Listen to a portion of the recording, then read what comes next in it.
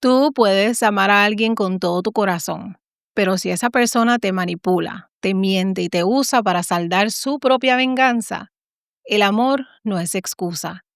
Esta historia no tiene sentido y por eso se la tengo que contar, porque es sobre un hombre convencido de que lo perseguía una mafia, una mujer que decía amarlo pero en secreto lo llevaba directo al infierno, y una familia completa que no tenía nada que ver, privada de la vida sin piedad. Esta es la historia del caso Bartolomé. Una historia de mentiras, control, celos y muerte, porque cuando nadie ve las señales, los finales siempre son trágicos. The emergency.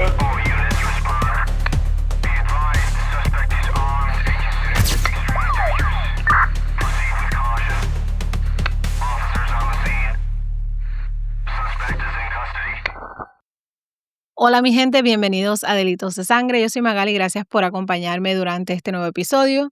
Te invito a que te suscribas al canal, me dejes un comentario, un like o me compartas para que esta historia de Delitos de Sangre llegue a donde más personas. Antes de llegar a la noche en que todo sucedió, tenemos que conocer a las dos piezas principales de este terrible rompecabezas: Ermalinda Palomo y Nathaniel Huey Jr. Nadie esperaba que el nombre de Ermalinda Palomo terminara en los titulares más oscuros del país. Tampoco que detrás de su mirada tranquila y de su madura edad de 50 años se escondiera una mente calculadora capaz de diseñar un crimen a nivel de una novela de horror y suspenso. Ermalinda Palomo nació en 1973 y vivía en Streamwood, Illinois, una comunidad pequeña y tranquila. No tenía antecedentes penales, no estaba fichada por la policía ni tampoco levantaba sospechas. Era una mujer trabajadora, estricta, propia, criada a la antigua, madre de 5 hijos y abuela de 5 nietos. Una mujer que sola había sacado a su familia adelante. Nathaniel Huey nació en 1991 y él sí tenía antecedentes penales. Creció en un ambiente lleno de violencia y caos, y desde la adolescencia, Nathaniel había tenido que enfrentarse ante la ley por casos de robo, casos de peleas, por manejar bajo los efectos del alcohol, por manejo sin registración y por tener una actitud desafiante hacia todo tipo de autoridad. En su mente, ser peligroso era una forma de ganarse el respeto, y con el tiempo, esa rebeldía se volvió obsesión. Le fascinaban las armas, las coleccionaba y las mostraba en redes sociales como si fueran trofeos. Tanto que las autoridades terminaron prohibiéndole legalmente tener armas de fuego.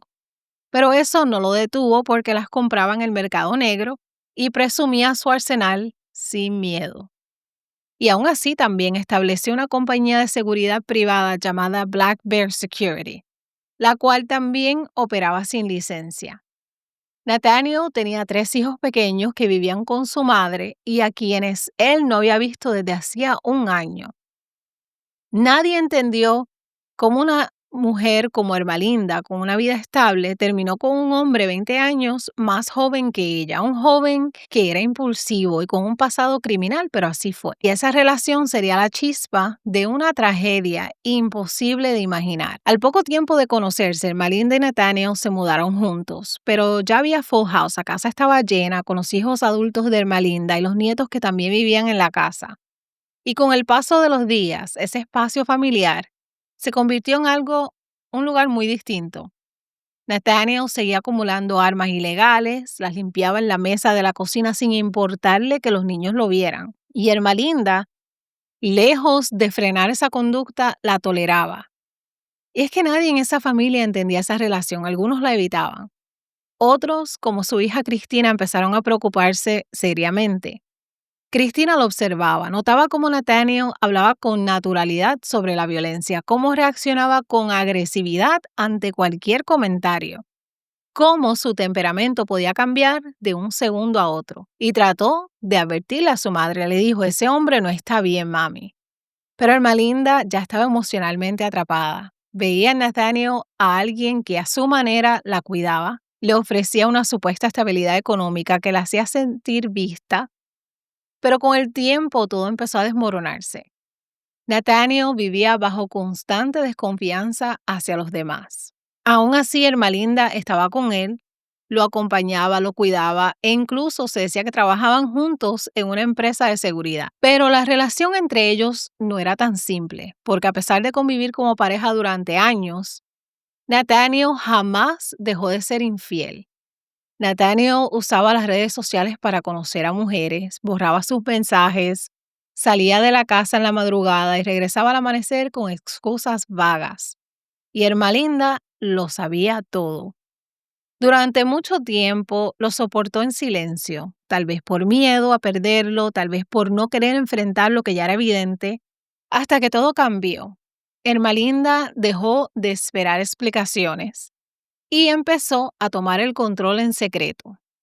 Empezó a revisar el teléfono de Nathaniel sin que él lo notara. Empezó a seguirlo, a registrar sus movimientos, sus horarios y sus rutinas.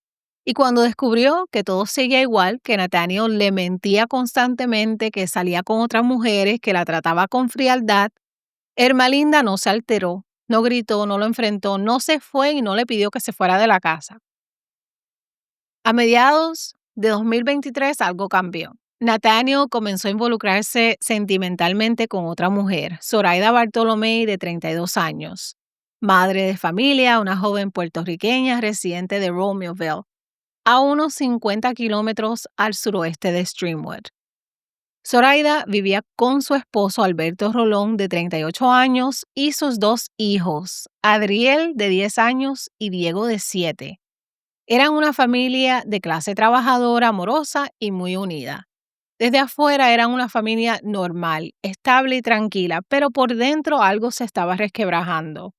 Se desconoce cómo se conocieron Nathaniel y Zoraida, pero ellos empezaron a tener una relación a espaldas de Ermalinda y Alberto.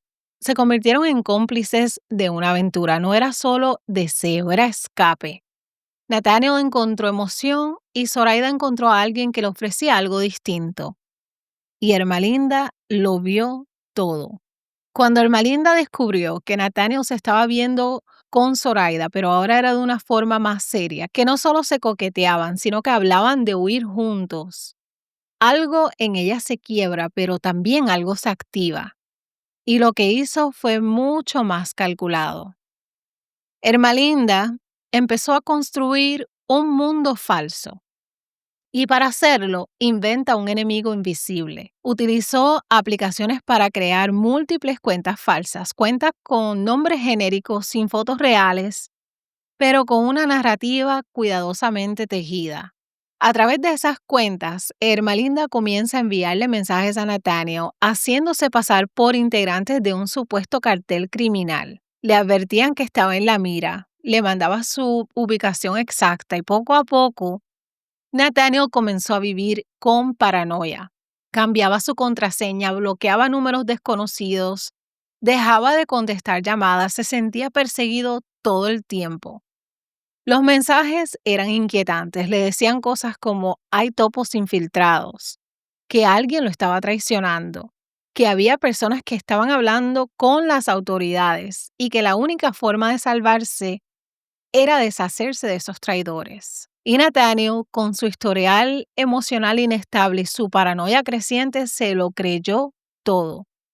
No solo pensaba que existía este cartel, sino también creía que Zoraida era una especie de conexión dentro de esa organización. Estaba convencido de que había una red criminal detrás de él. Nunca imaginó que todo eso venía desde adentro de su propia casa, desde el teléfono de la mujer con la que compartía la cama. Al parecer, Ermalinda también le escribía desde un segundo número, de distintas cuentas, e incluso le mandaba notas de voz manipuladas o mensajes redactados como si vinieran de alguien más.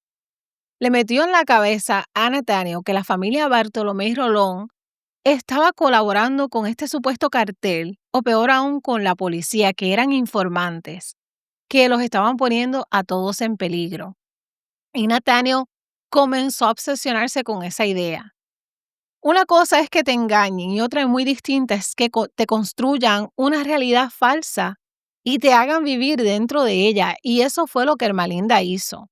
A través de mensajes anónimos, múltiples números falsos y cuentas creadas desde apps de texto, Ermalinda le dio forma a un mundo paralelo en el que Nathaniel ya no sabía qué era real y qué no. Supuestos enemigos lo acechaban, otros contactos le ofrecían protección. Y todos, según los mensajes, coincidían en lo mismo. Zoraida Bartolomé era el problema. Le decían que ella era la persona filtrando su ubicación, que estaba trabajando para el otro cartel, que si no actuaba lo iban a eliminar. Nathaniel no entendía cómo lo sabían todo, dónde estaba, con quién hablaba, pero sí había alguien que sabía absolutamente todo de él. Ermelinda. Lo tenía controlado, lo vigilaba y lo empujaba cada vez más cerca del límite. Ella incluso creó otro grupo ficticio de aliados que lo tranquilizaban, le decían qué debía hacer y cómo debía cuidarse. Era una doble manipulación. Por un lado lo amenazaban y por el otro lo consolaban. Y cada paso, cada reacción estaba calculado por ella. En algún punto Zoraida también comenzó a recibir amenazas y su esposo Alberto también. Correos, mensajes, advertencias con tono violento. Les decían que si no terminaba esa relación iban a pagar un precio muy alto. Pero nada de eso detuvo la aventura. Y ahí fue donde Ermelinda subió la apuesta.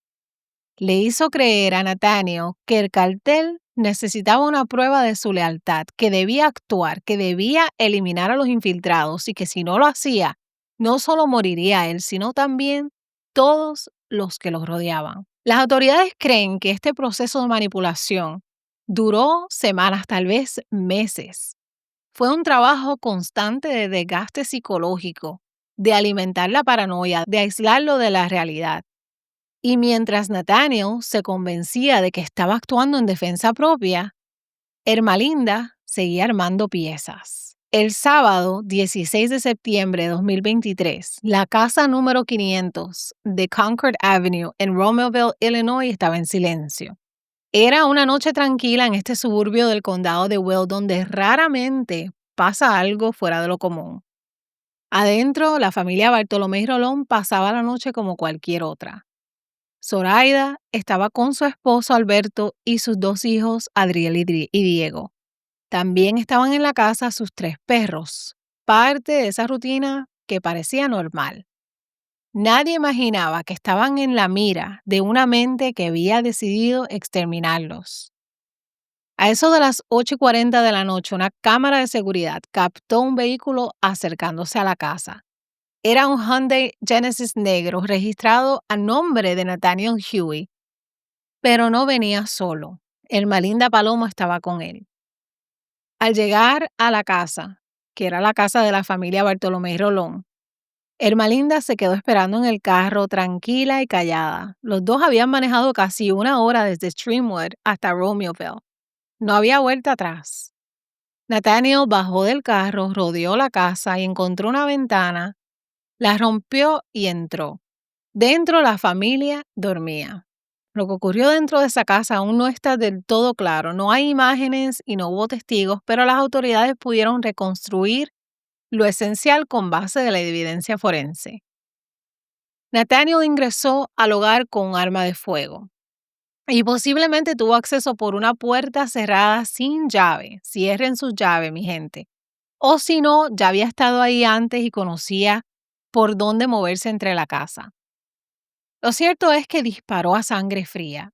A todos, uno por uno. Zoraida, Alberto, Adriel, Diego, todos fueron ejecutados dentro de su propio hogar. Y hasta los tres perritos de la familia fueron asesinados. No hubo rastro de lucha, no hubo señales de forcejeo, tampoco faltaba dinero ni objetos de valor. No fue un robo, fue una ejecución, una masacre silenciosa y personal. Nathaniel salió de la casa, regresó al vehículo donde Ermelinda lo esperaba y los dos desaparecieron. No dejaron pistas inmediatas. El domingo 17 de septiembre, al siguiente día, los familiares comenzaron a preocuparse. Ni Zoraida ni Alberto llegaron al trabajo, no respondían llamadas y no contestaban mensajes, y eso no era normal. Fue entonces cuando la mamá de Zoraida llamó a la policía para pedir un welfare check, una verificación de bienestar. Calling for my daughter, Zoraida Bartolomé. She lives on Concord Avenue, Romeoville, Illinois. And we haven't heard from her or her husband or her children during the whole day. No answering the phone. If somebody can go by the house and check them. So the husband, they called from his work that he didn't show up to work. And he never, he's always at work. Okay, give me 1 second. Did you last hear from your daughter? All day today, I haven't heard from her.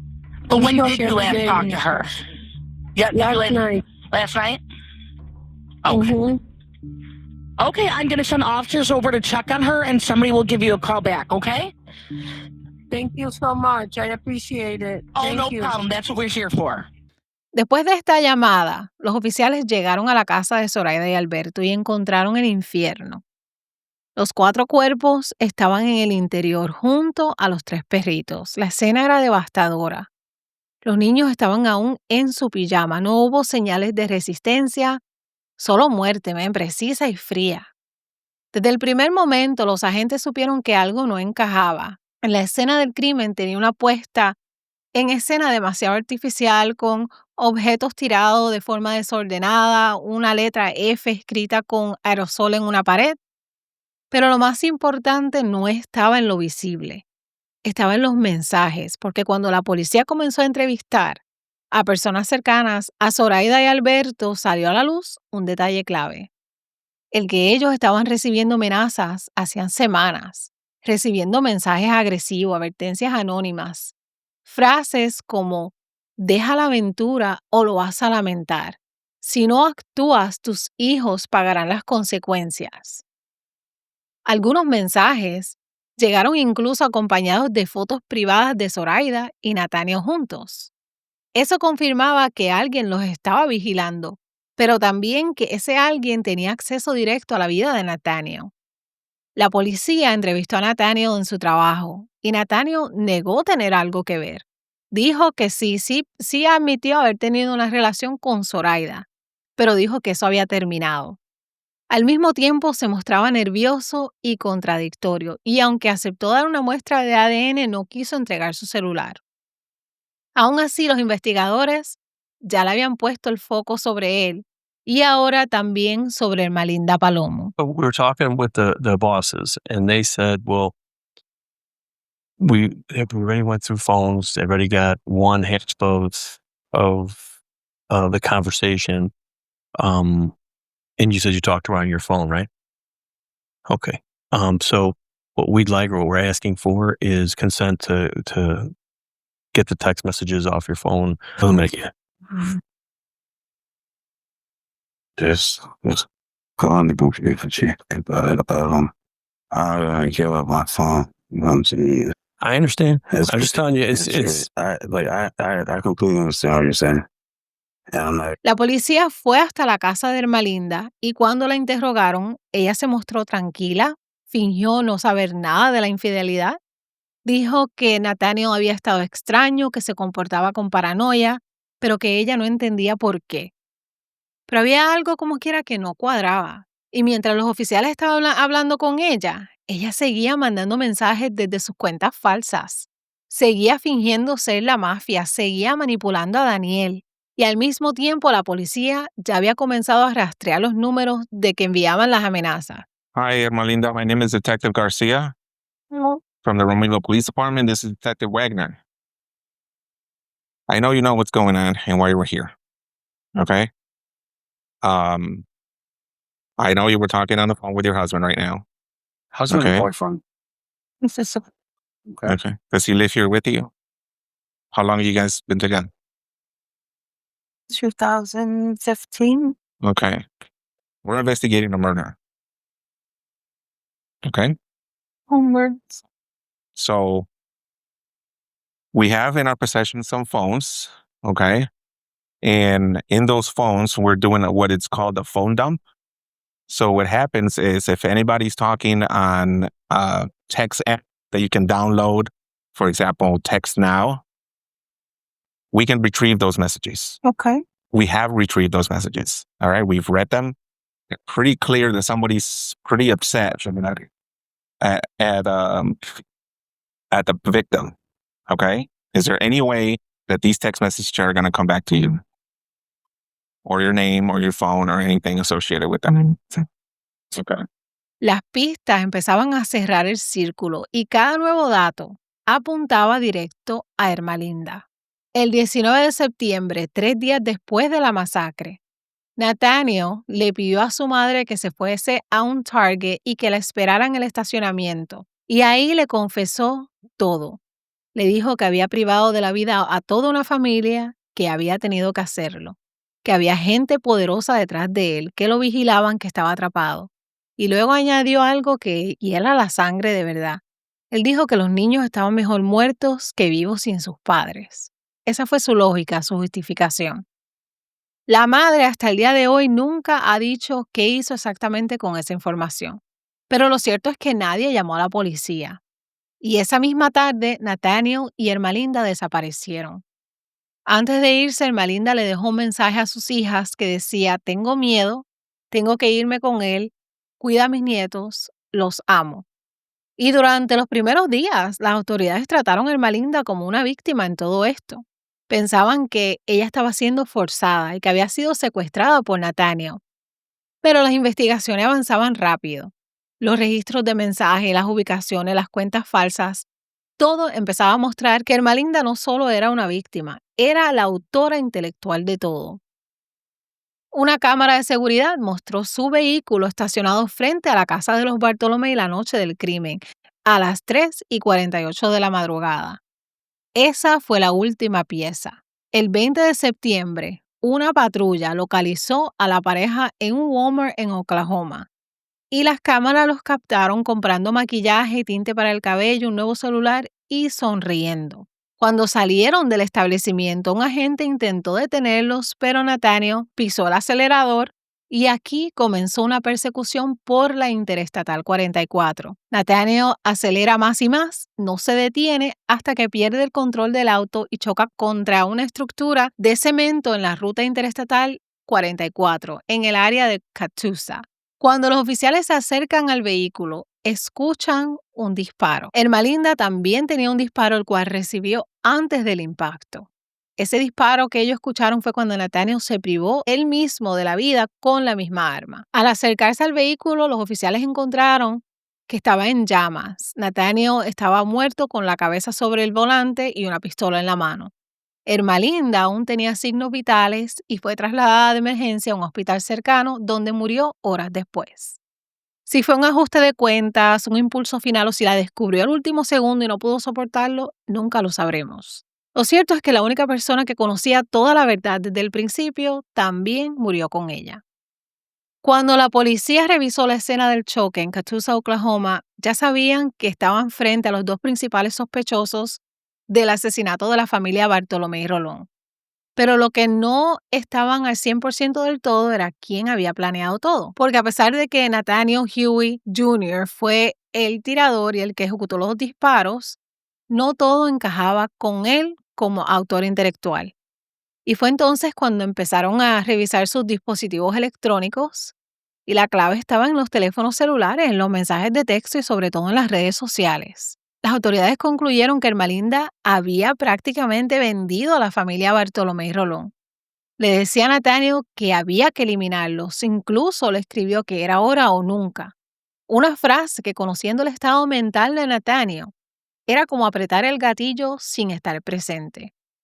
Los análisis también revelaron que la idea de matar a toda la familia no vino de Nathaniel, sino de los mensajes que había recibido escritos por Ermelinda. La policía ya no tenía dudas. Fue ella quien lo convenció de huir. Fue ella quien estuvo en el asiento del pasajero todo el tiempo.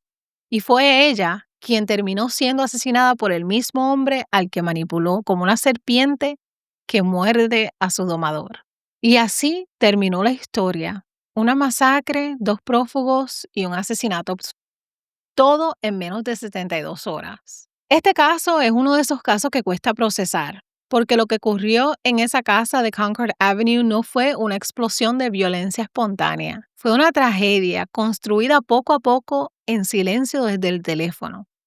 Ermelinda Palomo no levantó un arma, pero dejó un rastro de destrucción detrás de ella, con cada mensaje, cada mentira, cada palabra escrita como si viniera de alguien más. Fue construyendo la escena perfecta para que otra persona hiciera el trabajo sucio por ella. Es una historia sobre lo que pasa cuando el control, los celos y el deseo de venganza se camuflan de amor. Ermelinda no gritó, no rompió platos, no se fue, sino que decidió desquitarse desde el silencio. Y Nathaniel, con su historia de vida marcada por la violencia, fue el blanco perfecto para caer en esa telaraña. Y antes de cerrar, quiero hacer una pausa porque no nos podemos olvidar por qué estamos hablando de todo esto. Esta historia no se trata solo de traición, manipulación y crimen. Se trata de una familia que fue arrancada del mundo de la manera más cruel. Alberto Rolón, Zoraida Bartolomé y sus hijos Adriel y Diego. Ellos no eran personajes de una historia de terror, eran personas reales. Tenían sueños, tenían sus rutinas, sus risas, momentos cotidianos. Se habían mudado para los Estados Unidos hacía unos años, habían acabado de comprar la casa de sus sueños. Iban al supermercado, compartían cenas, ayudaban a hacer las tareas, hacían planes para el futuro. Y todo eso les fue arrebatado en cuestión de minutos. No podemos permitir que su memoria quede opacada por el morbo del crimen o por la historia de los agresores. La historia de esta familia tiene que ser contada con dignidad porque eran inocentes, porque no hicieron nada para merecer este destino, porque detrás de cada titular había una vida que importaba y murieron por una mentira perfectamente elaborada. Es inevitable preguntarse cuántas veces nos cruzamos con personas que manipulan desde la calma. ¿Qué señales dejaron pasar? Y aún más, ¿cómo se puede proteger una familia de algo así cuando ni siquiera sabían que estaban en peligro? Y ahora te pregunto a ti, ¿crees que Nathaniel supo la verdad antes de morir o murió convencido de que estaba cumpliendo una misión para sobrevivir? ¿Qué señales te harían sospechar que una relación está cruzando la línea de control? ¿Y tú crees que hay crímenes que se pueden cometer sin tocar un arma? Porque para mí, este fue uno. Déjame tu opinión en los comentarios y si esta historia te impactó tanto como a mí, no olvides dejar tu like, compartirla y suscribirte. Nos vemos en el próximo episodio, mi gente. Hagan bien, sin mirar a quién, los quiero mucho. Delitos de Sangre. Bye.